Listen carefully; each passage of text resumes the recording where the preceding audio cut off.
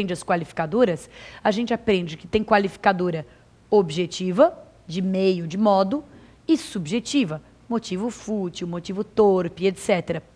Privilegiadora, essas causas de redução de pena, indevidamente chamadas de privilegiadoras, só subjetivas, ou seja, só dizem respeito aos motivos ou ao estado de ânimo.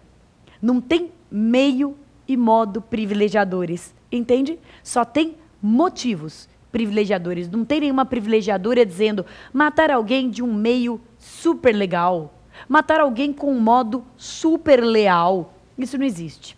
Matar alguém é sempre do ponto de vista do meio, do modo, ou é simples ou é qualificado. Agora, do ponto de vista do motivo, pode ser privilegiado. Pois bem, quais são esses dois grandes motivos que tornam o ato de matar, do ponto de vista ético-social, menos reprovável? Eu vou começar pelo mais incidente, para a gente terminar falando da questão da eutanásia. O mais incidente, eu digo mais comum na vida cotidiana, se você fizer aí uma pesquisa no júri, com certeza você vai concordar com o que eu estou falando, é o estado de ânimo do domínio de violenta emoção logo após uma injusta provocação da vítima.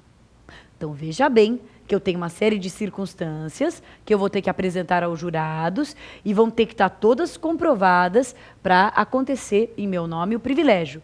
Em primeiro lugar, eu tenho que estar dominado de emoção, dominada de emoção, enlouquecida, cega. É aquela hora que você vê tudo vermelho, que você não sabe o que está acontecendo e que você não respirou ainda, depois você respira e cai em si. Você tem que estar dominado de emoção. E eu digo dominado porque existe uma outra circunstância, que é uma atenuante genérica, portanto mais fraquinha, menos importante na dosimetria da pena, uma atenuante genérica, que exige apenas a influência da violenta emoção. Então você percebe a diferença? Se você estiver meramente influenciado pela emoção, assim, meio balançado, meio mexido, a influência da violenta emoção está lá, na atenuante genérica. O domínio de violenta emoção está aqui, no privilégio, na causa de redução de pena específica do homicídio, certo? Segunda coisa que a gente tem que também tentar demonstrar para os jurados. Eu estava dominado de emoção e essa emoção foi provocada em mim por força de um ato injusto da vítima. Quer dizer, puxa vida, a vítima, vou dizer uma coisa que, pelo amor de Deus, hein, tem que ser interpretada com muita cautela, mas é como se a vítima tivesse atraído sobre si a tragédia que sobre ela se abateu. A vítima me provocou injustamente e despertou em mim a ira homicida, despertou em mim o descontrole emocional. Então tem que ter havido uma provocação injusta da vítima. Quer que eu te dê um exemplo? A namorada termina com o namorado, diz que não quer mais nada com ele. O namorado fica louco de emoção, vai lá e mata. É privilegiado? Não, claro que não. Qual foi a injusta provocação da namorada? É injusto você terminar com alguém? É injusto você romper um relacionamento, você não querer mais uma pessoa? Claro que não. Então não é só o domínio de violenta emoção. É preciso que a vítima tenha se comportado de forma injusta. Esse injusto deve ser entendido no seu sentido laico, no seu sentido social, não no seu sentido jurídico, injusto enquanto crime, fato típico e jurídico. Não. Não é preciso que a vítima tenha praticado um crime contra o homicida. Basta que ela tenha se comportado de forma socialmente injusta, socialmente intolerável. Eu vou te dar um exemplo. O adultério. Aquela clássica cena de sangue em que o sujeito flagra a mulher em flagrante adultério com seu melhor amigo no seu leito nupcial. Pois bem, o adultério, nós sabemos, desde 2005 não é mais crime, mas deixa de ser um ato injusto, um ato intolerável, trair o marido, ainda mais assim, com o melhor amigo, na cama do marido, puxa vida. Então, esse é um ato injusto da vítima que deu causa à violenta emoção. Agora, precisa ainda de uma terceira coisa. Não basta que você esteja dominado de emoção e que a vítima tenha se comportado de forma injusta. É preciso uma relação temporal entre o ato injusto e o ato de matar. Porque o código diz logo após a injusta provocação da vítima. Logo após. É certo que não existe nenhuma tabela, Não existe nenhuma tabela nem médica, nem psiquiátrica, nem psicológica, nem jurídica do que é esse logo após. O entendimento, então, deve ser tomado caso a caso. Mas o certo é que não pode haver solução de continuidade no nível emocional. É aquela situação do impensado, é aquela situação do explosivo, é aquela situação de alguém que não teve tempo de pensar. Se a vítima teve tempo, o agressor, né, a vítima da injusta agressão e que depois se transformou no assassino, teve tempo de pensar, ponderar, botar a cabeça no lugar e falar, quer saber, vou matar mesmo.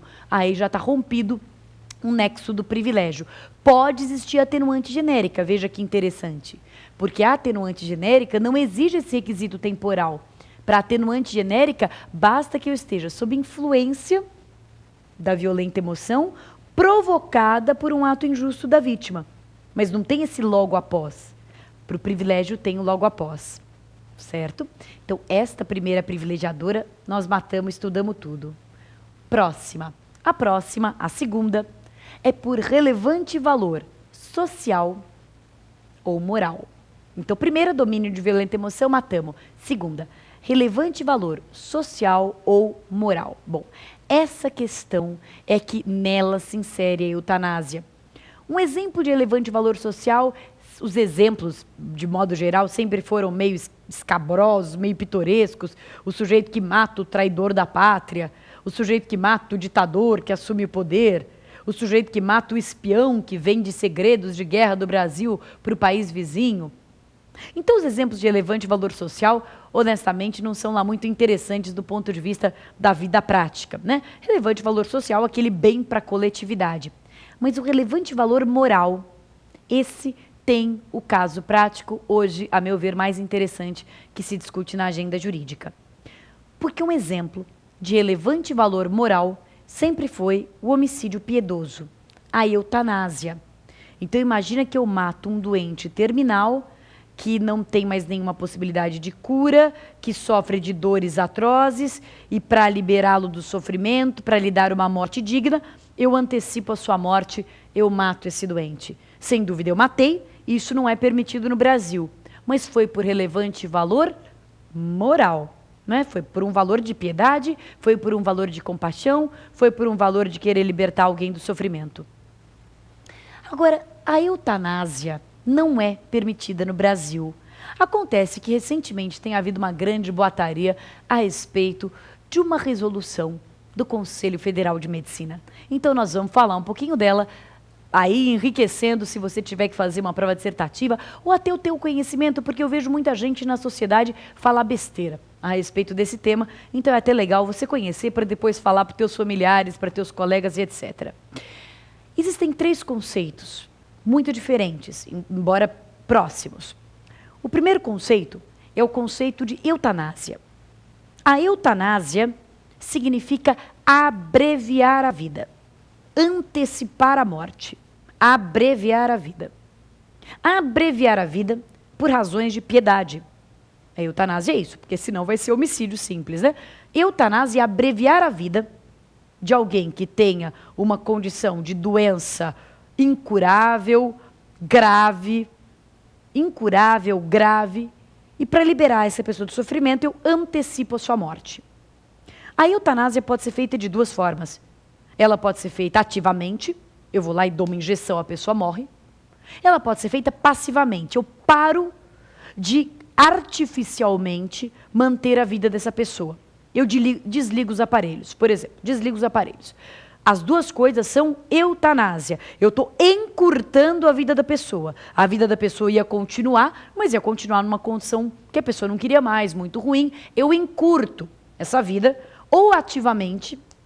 Você viu aquele filme Menina de Ouro? Se você viu o que é uma eutanásia ativa. Você lembra que ele tira o respirador dela, né, da personagem ali da Hilary Swank, e injeta uma dose ali letal nela. Eutanásia ativa, é isso. Ou pode ser feita uma eutanásia passiva, eu encurto a vida da pessoa, tirando aquilo que suporta a pessoa viva. Não sei se você lembra o caso Terry Schiavo, um caso nos Estados Unidos em que o pai da Terry brigava com o marido, porque o marido queria desligar os aparelhos, os pais não, enfim, houve uma disputa judicial, acabou sendo desligado o aparelho da Terry. Então a Terry ela era mantida por ela estava em coma há 20 anos, ela era mantida por aparelhos, tira os aparelhos da Terry. Isso é eutanásia.